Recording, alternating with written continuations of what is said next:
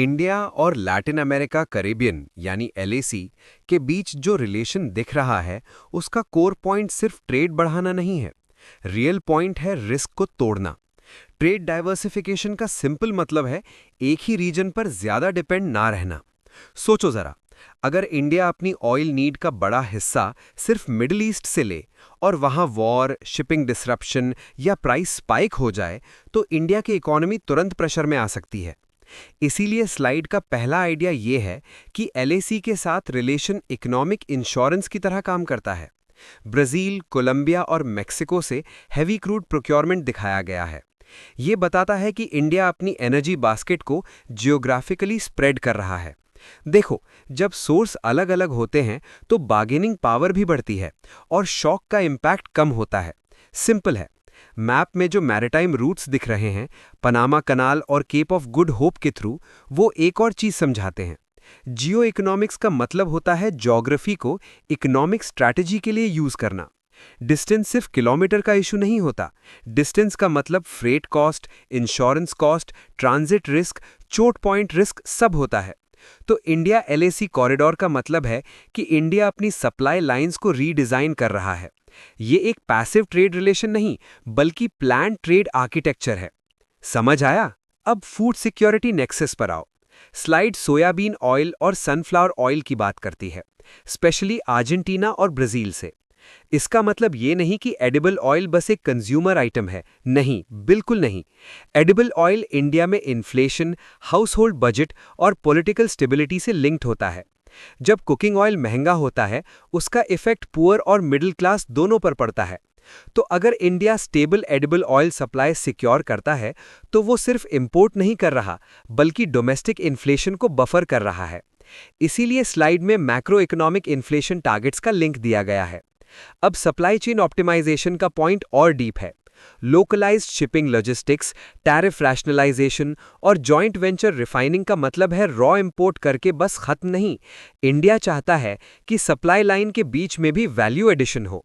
Refining, processing, storage और shipping coordination से cost कम होती है और रेजिलियंस बढ़ती है, राइट? अगर ब्राजील से रॉ आया, इंडिया में रिफाइन हुआ और फिर डोमेस्टिक हब्स जैसे कांडला और मुंबई तक एफिशिएंटली गया, तो पूरी चेन ज्यादा सिक्योर हो जाती है। नीचे जो ग्राफ और एडिबल ऑयल फ्लो लाइंस हैं, वो एक डिटेक्टिव क्लू देते हैं। डिपेंडेंस को सिर्फ रिड्यूस नहीं किया जा रहा, उसको रीबैलेंस किया जा रहा है। ये पॉलिसी का मैच्योर स्टेज होता है। इंडिया का मैसेज क्लियर है। फॉरेन पॉलिसी अब सिर्फ डिप्लोमेसी नहीं, सप्लाई सिक्योरिटी का प्रैक्टिकल टूल है। सीरियस। यही इंडिया एलएसी जियो इकोनॉमिक्स का असली मतलब है। इस स्लाइड का सेंटर आइडिया है कि इंडिया लैटिन अमेरिका रिलेशंस सिर्फ कमोडिटी ट्रेड तक लिमिटेड नहीं है। अब ये स्ट्रेटेजिक बायलैटरलिज्म के फेज में जा रहा है। स्ट्रेटेजिक बायलैटरलिज्म का सिंपल मतलब है दो देश आपस में ऐसे रिलेशन बनाएं जो long term institutions, defence coordination, technology exchange और पॉलिटिकल ट्रस्ट पर टिके हों। तो जब स्लाइड कहती है डिफेंस और इंस्टीट्यूशनल टाइज डीपन हो रहे हैं, इसका मतलब है इंडिया रीजन को सिर्फ बाजार के रूप में नहीं देख रहा, बल्कि स्ट्रेटेजिक पार्टनर के रूप में देख रहा है। ये बहुत बड़ा शिफ्ट है। एम्ब्रेयर डिप्लोमेसी को समझो। एम्ब्रेयर ब्राजील की एरोस्पेस कंपनी है। जब इंडिया उसकी टेक्नोलॉजी को डीआरडीओ प्लेटफॉर्म्स के साथ इंटीग्रेट करता है, स्पेशली एईडब्ल्यूएनसी टाइप सिस्टम्स में, तो इससे दो चीजें होती हैं। पहली, इंडिया को डिफेंस कैपेबिलिटी मिलती है, जैसे एयरबॉर्न सर्वेलेंस और अर्ली वार्निंग। दूसरी, ब्राजील के साथ ट्रस्ट बेस्ड टेक्नोलॉजी पार्टनरशिप बनती है। अब सवाल ये है, इंपोर्टेड सिस्टम खरीदना और को डेवलप्ड या इंटीग्रेटेड सिस्टम लेना, दोनों में डिफरेंस क्या है? डिफरेंस ये है कि सेकंड मॉडल स्ट्रेटेजिक ऑटोनॉमी को स्ट्रेंथन करता है। अगर इंडिया सिर्फ रेडीमेड सिस्टम खरीदे तो डिपेंडेंसी बढ़ेगी, लेकिन अगर इंडियन रेडार आर्किटेक्चर और ब्राजीलियन एयर फ्रेम या एरोस्पेस इकोसिस्टम को कंबाइन करे तो कैपेबिलिटी भी बनती है और लर्निंग भी होती है। नेत्रा एयरक्राफ्ट का विजुअल इसी डीपर डिफेंस कोऑपरेशन को सिग्नल करता है। Got it? अब ट्रेड आर्किटेक्चर्स पर आओ। मर्कोसूर एक साउथ अमेरिकन ट्रेड ब्लॉक है। प्रेफरेंशियल ट्रेड एग्रीमेंट या पीटीए का मतलब फ्री ट्रेड नहीं होता। इसका मतलब सिलेक्टेड प्रोडक्ट्स पर टैरिफ कंसेशंस देना होता है। तो इंडिया मर्कोसूर पीटीए एक्सपैंड होने का मीनिंग है कि फार्मास्यूटिकल्स, आईटी, ऑटोमोबाइल्स, एग्रीकल्चर जैसे सेक्टर्स के लिए मार्केट एक्सेस धीरे धीरे खुल रहा है। ये डायरेक्ट एक्सपोर्ट प्रॉफिट का इशू नहीं, सिर्फ ये मार्केट पेनिट्रेशन का इशू है। जब टैरिफ बैरियर्स कम होते हैं तब फर्म्स को एंट्री का कॉन्फिडेंस मिलता है। इसीलिए ग्राफ में टैरिफ लाइंस का एक्सपेंशन दिखाया गया है। ये बताता है कि इंस्टीट्यूशनल ट्रेड रिलेशन वाइडन हो रहा है। अब आईबीएसए पर फोकस करो। आईबीएसए यानी India Brazil South Africa dialogue forum South South solidarity का एक मॉडल है। साउथ साउथ सॉलिडारिटी का मतलब डेवलपिंग कंट्रीज आपस में मिलकर ग्लोबल गवर्नेंस को शेप करें, बिना हर बार नॉर्थ के अप्रूवल का वेट किए। जब स्लाइड कहती है traditional north south dependencies bypass हो रही हैं, इसका मतलब है पॉलिसी वॉइस का रीडिस्ट्रीब्यूशन। वेन डायग्राम में आईबीएसए, ब्रिक्स और मर्कोसूर का ओवरलैप यही दिखाता है कि इंडिया मल्टीपल फोरम्स को लेयर करके इन्फ्लुएंस बिल्ड कर रहा है। इस स्लाइड का हिडन मैसेज ये है कि बायलैटरल रिलेशंस, ट्रेड ब्लॉक्स और प्लूरीलैटरल फोरम्स अलग-अलग बॉक्सेस नहीं हैं। ये एक इंटीग्रेटेड स्ट्रैटेजी है। डिफेंस टेक्नोलॉजी, टैरिफ एक्सेस और डिप्लोमैटिक कोलिशंस मिलकर इंडिया को लैटिन अमेरिका में डीपर प्रेजेंस देते हैं। सोचो, जो रिलेशन पहले डिस्टेंस की वजह से पेरिफेरल लगता था, वही अब स्ट्रेटेजिक नेटवर्क बन रहा है। यही कोर लेसन है। ये स्लाइड लिथियम ट्रायंगल पर है और इसका कोर पॉइंट समझना बहुत ज़रूरी है, क्योंकि आज की दुनिया में एनर्जी ट्रांजिशन का मतलब सिर्फ सोलर पैनल या इलेक्ट्रिक कार नहीं, बल्कि मिनरल्स की पॉलिटिक्स भी है।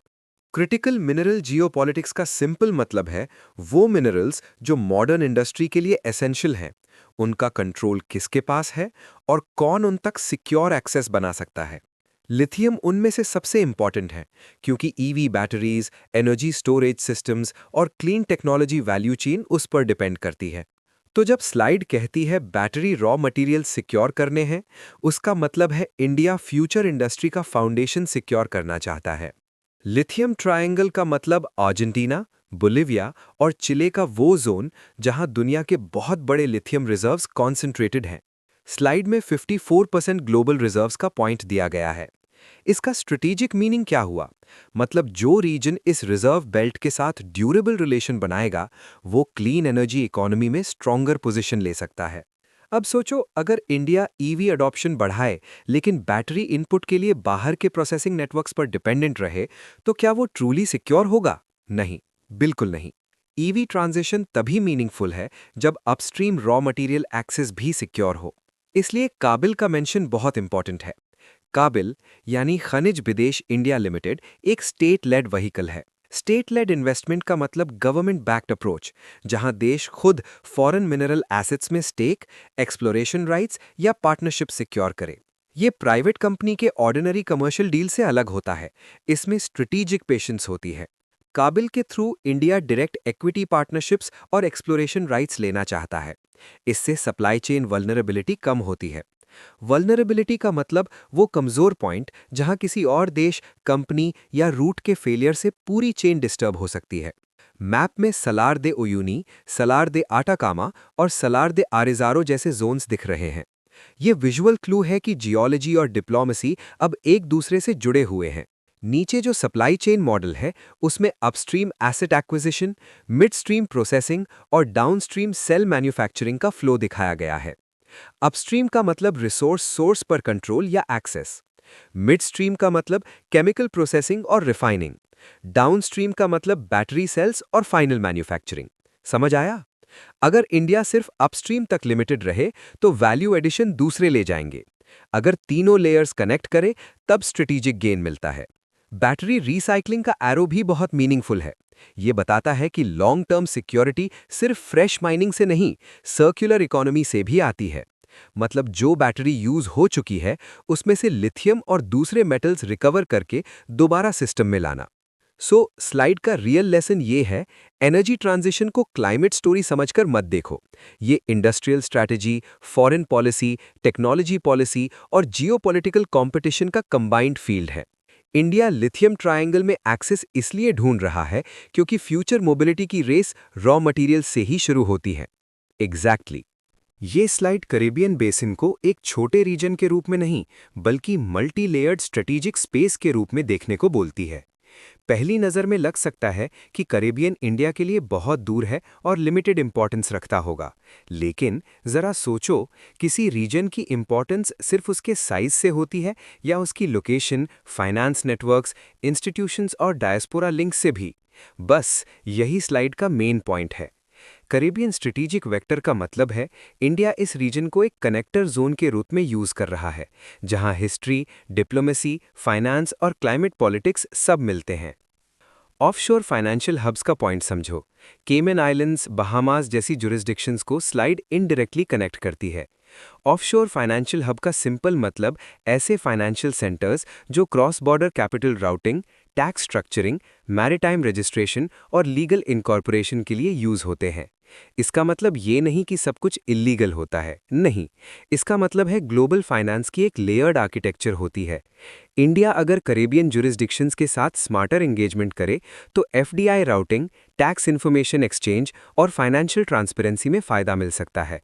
सैंकी टाइप फाइनेंशियल फ्लो विजुअल इसी बात को दिखा रहा है कि ग्लोबल मार्केट्स, कैरिबियन सेंटर्स और इंडिया के मैन्युफैक्चरिंग टेक सेक्टर्स के बीच एक फ्लो आर्किटेक्चर हो सकता है। अब कैरिकॉम पर फोकस करो। कैरिकॉम यानी कैरिबियन कम्युनिटी एक रीजनल ग्रुपिंग है। इंडिया कैरिकॉम जॉइंट कमीशन जैसे स्ट्रक्चर्स का मतलब होता है कि स्मॉल स्टेट्स को इंडिविजुअली हैंडल करने के बजाय इंस्टीट्यूशन के थ्रू कलेक्टिव एंगेजमेंट किया जाए। इससे पॉलिटिकल अलाइनमेंट ईजियर होता है, स्पेशली यूएन जैसे फोरम्स में। तो जब स्लाइड कहती है इंस्टीट्यूशनलाइज्ड डायलॉग्स पॉलिटिकल अलाइनमेंट को एनहांस करते हैं, इसका मतलब वोट बैंक पॉलिटिक्स नहीं, बल्कि इशू बेस्ड डिप्लोमैटिक कोऑर्डिनेशन है। डायस्पोरा डिप्लोमेसी और भी डीप है।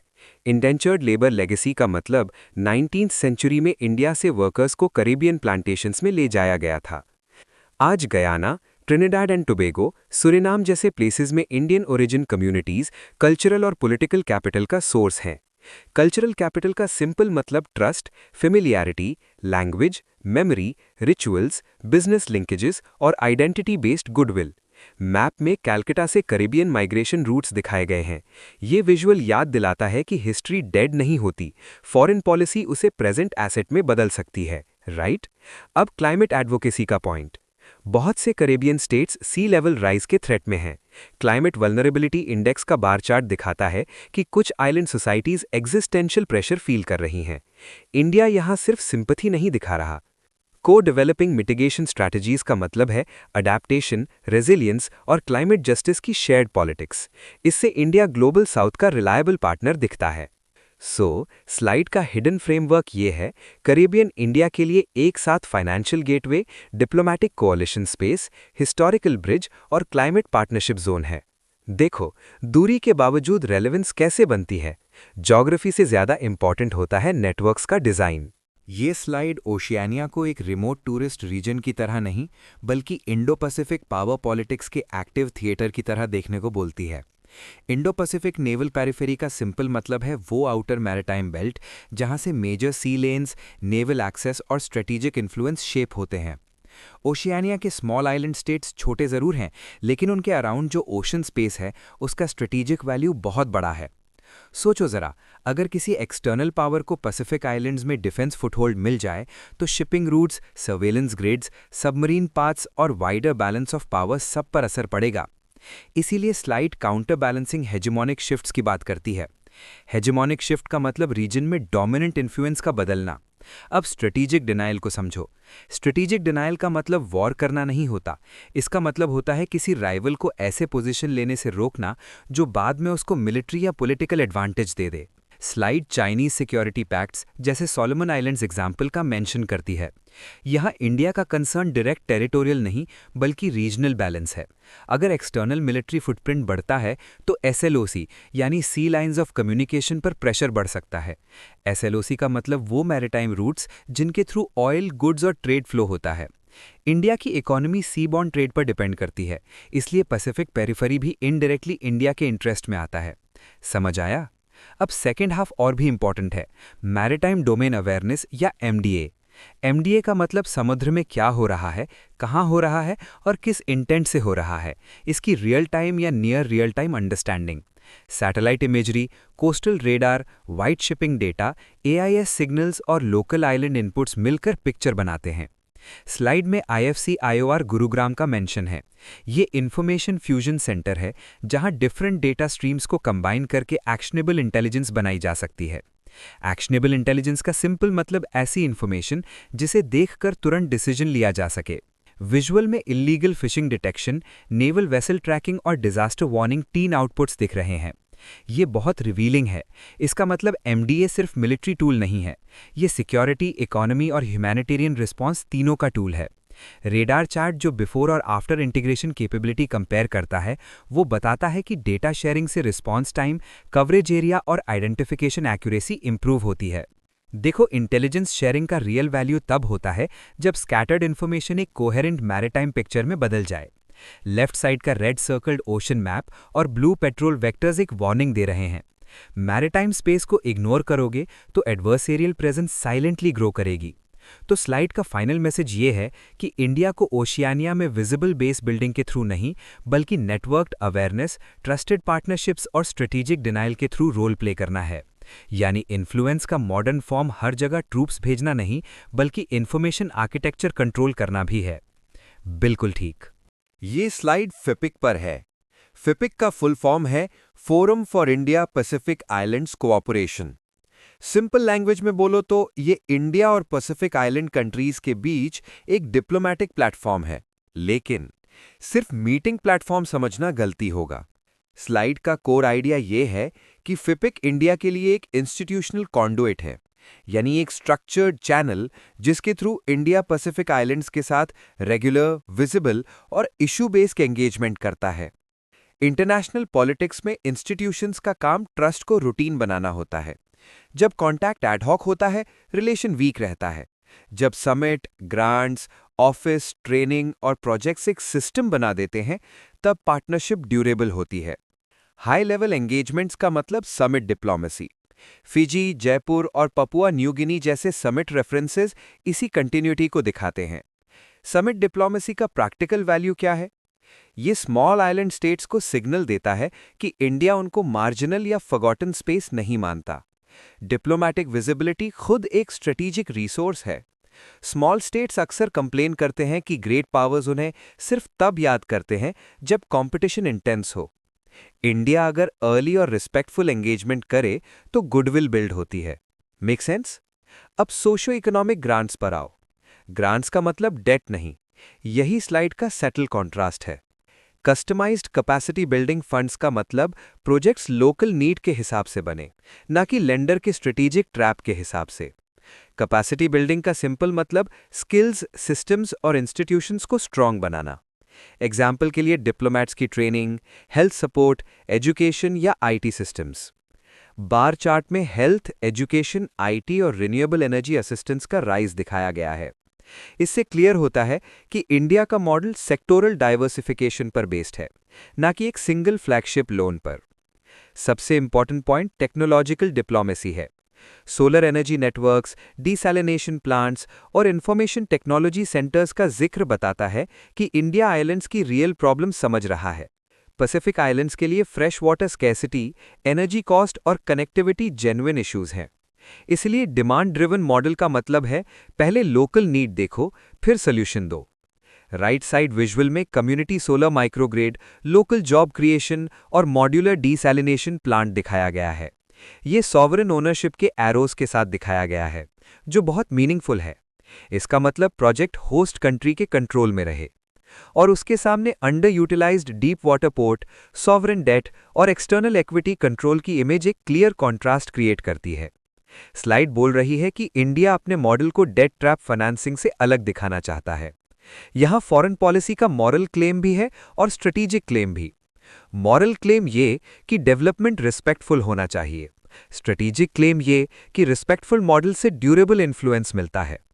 सो फिपिक को सिर्फ एड फ्रेमवर्क मत समझो। ये इंडिया का इंडो पैसिफिक में ऑल्टरनेटिव स्टेट क्राफ्ट मॉडल है, जहां विजिबिलिटी, ग्रांट्स, प्रैक्टिकल टेक्नोलॉजी और सॉवरेनिटी रिस्पेक्टिंग डिलीवरी को कंबाइन किया गया है। इसीलिए छोटे प्रोजेक्ट्स भी कभी-कभी बड़े जियोपॉलिटिक्स का आंसर बन जाते हैं।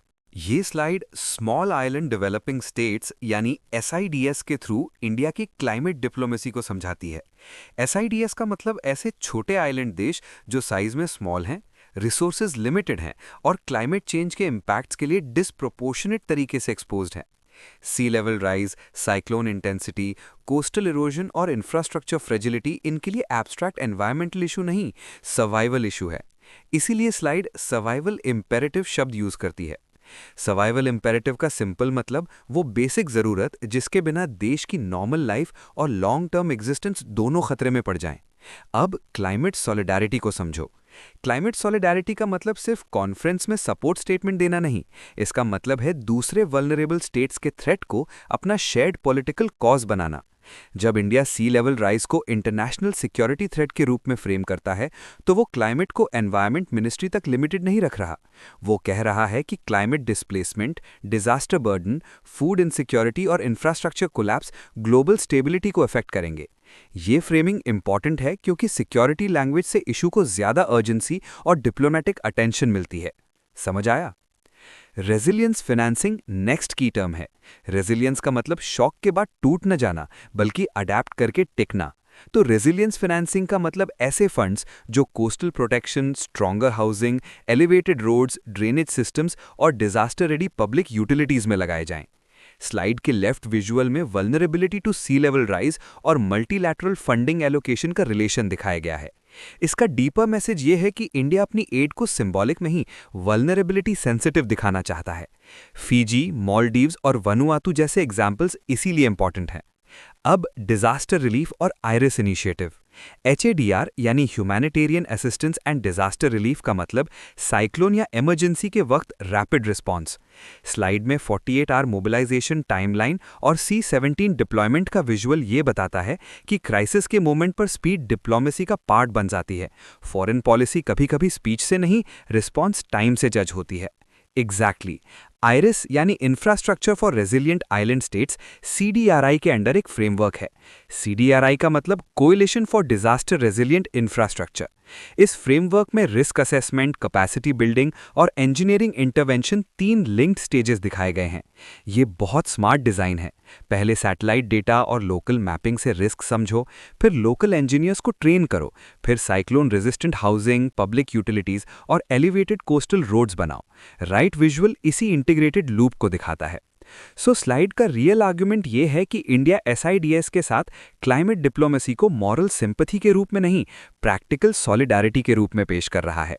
क्लाइमेट लीडरशिप का टेस्ट स्पीचेस नहीं, रेजिलिएंट इंफ्रास्ट्रक्चर और टाइमली रिलीफ में होता है। यही इंडिया ग्लोबल साउथ लीडरशिप का ऑपरेशनल साइड है। ये स्लाइड ग्लोबल बायोफ्यूल्स अलायंस यानी GBA को एनर्जी ट्रांजिशन, एग्रीकल्चर और ट्रांसपोर्ट पॉलिसी के जंक्शन पर रखती है। पहले समझो बायोफ्यूल होता क्या है। बायोफ्यूल ऐसा फ्यूल है जो बायोमास से बनता है, जैसे शुगरकेन, क्रॉप रेसिड्यू या दूसरे बायोलॉजिकल सोर्सेस। तो जब स्लाइड क्लीन ट्रांसपोर्ट और एग्रेरियन सिनर्जीज बोलती है, उसका मतलब है किसान आउटपुट को एनर्जी सिस्टम के साथ जोड़ना। ये सिर्फ एनवायरमेंटल प्रोजेक्ट नहीं, बल्कि इकोनॉमिक रीस्ट्रक्चरिंग का प्रोजेक्ट है। एनर्जी ट्रांजिशन डिप्लोमेसी का मतलब इंडिया ऐसे इंटरनेशनल फ्रेमवर्क्स बनाए जहां क्लीन ऑल्टरनेटिव्स को लार्ज स्केल पर अडॉप्ट किया जा सके। GBA उसी एफर्ट का एग्जाम्पल है। अब डेमोक्रेटाइज क्लीन एनर्जी फ्रेज को डीकोड करो। इसका मतलब है क्लीन एनर्जी एक्सेस सिर्फ रिच कंट्रीज के पास टेक्नोलॉजी और स्टैंडर्ड्स के फॉर्म में लॉक्ड ना रहे। डेवलपिंग कंट्रीज भी प्रोडक्शन, सर्टिफिकेशन और मार्केट एक्सेस में पार्टिसिपेट करें। इसीलिए स्लाइड रेगुलेटरी स्टैंडर्डाइजेशन की बात करती है। बायोमास सर्टिफिकेशन और प्राइसिंग फ्रेमवर्क्स क्यों इंपॉर्टेंट है? क्योंकि बिना कॉमन स्टैंडर्ड्स के क्रॉस बॉर्डर ट्रेड ट्रस्ट से नहीं चल सकता। अगर एक देश बोले ये सस्टेनेबल एथेनॉल है और दूसरा कहे प्रूफ दो, तो मार्केट स्लो हो जाएगा। सर्टिफिकेशन प्रोसेस, टारगेट सर्टिफिकेशन और रेगुलेटेड स्टैंडर्ड्स वाले विजुअल्स इसी रेगुलेटरी इंफ्रास्ट्रक्चर को दिखाते हैं। समझ आया? ट्रांसपोर्ट डीकार्बनाइजेशन का मतलब ट्रांसपोर्ट सेक्टर के कार्बन एमिशंस कम करना। इसके लिए फॉसिल फ्यूल को इंस्टेंटली हटा देना पॉसिबल नहीं होता। इसीलिए स्केलेबल ऑल्टरनेटिव्स की जरूरत होती है, जैसे एथेनॉल ब्लेंडिंग और सस्टेनेबल एविएशन फ्यूल या SAF। स्लाइड का एमिशंस ग्राफ ये बताता है कि फ्यूचर फ्यूल मिक्स में कन्वेंशनल फॉसिल कंपोनेंट धीरे धीरे कम हो सकता है, यानी ट्रांजिशन स्टेज्ड होता है, अब्रप्ट नहीं। गुड। अब Latin American synergies, specially Brazil. Brazil sugar cane ethanol और फ्लेक्स फ्यूल व्हीकल टेक्नोलॉजी में डेकेड्स का एक्सपीरियंस रखता है। फ्लेक्स फ्यूल व्हीकल या FFV का मतलब ऐसी व्हीकल टेक्नोलॉजी जो पेट्रोल और एथेनॉल मिक्स के अलग-अलग ब्लेंड्स पर चल सके। राइट साइड इंजन इमेज में कोरोजन रेजिस्टेंट फ्यूल लाइंस और स्पेशलाइज्ड ऑक्सीजन सेंसर्स का जिक्र इसी कंपैटिबिलिटी को शो करता है। अगर इंडिया इस टेक्नोलॉजी को अब्सॉर्ब करता है तो उसको दो गेन्स मिलते हैं। पहला, क्लीनर ट्रांसपोर्ट पाथवे, दूसरा, डोमेस्टिक ऑटो मैन्युफैक्चरिंग को नई technology edge. Sugar cane to ethanol process का विजुअल हार्वेस्टिंग, फर्मेंटेशन और डिहाइड्रेशन के स्टेप्स दिखाता है। इसका डीपर लेसन ये है कि बायोफ्यूल चेन फार्म से फ्यूल टैंक तक एक इंटीग्रेटेड वैल्यू चेन है। यहाँ एग्रीकल्चर, प्रोसेसिंग इंडस्ट्री, स्टैंडर्ड्स और इंजन डिजाइन सब कनेक्टेड है। नीचे परफॉर्मेंस टेबल का हिडन पॉइंट ये है कि पॉलिसी को सिर्फ आइडियोलॉजी से नहीं, टेक्नो इकोनॉमिक वायबिलिटी से जज करना चाहिए। SAF का मेंशन और भी स्ट्रेटेजिक है क्योंकि aviation hard to decarbonise sector है। अगर इंडिया और global South countries agricultural output को एडवांस्ड फ्यूल रिसर्च से जोड़ते हैं तो वो क्लाइमेट एक्शन को इंडस्ट्रियल अपॉर्चुनिटी में बदल सकते हैं। स्लाइड का फाइनल मैसेज क्लियर है। GBA के थ्रू इंडिया एक ऐसा मॉडल पुश कर रहा है जहां energy policy, farm economy, technology transfer और साउथ साउथ कोऑपरेशन एक साथ चल सकते हैं। यही क्लीन ट्रांजिशन को प्रैक्टिकल और इंक्लूसिव बनाता है।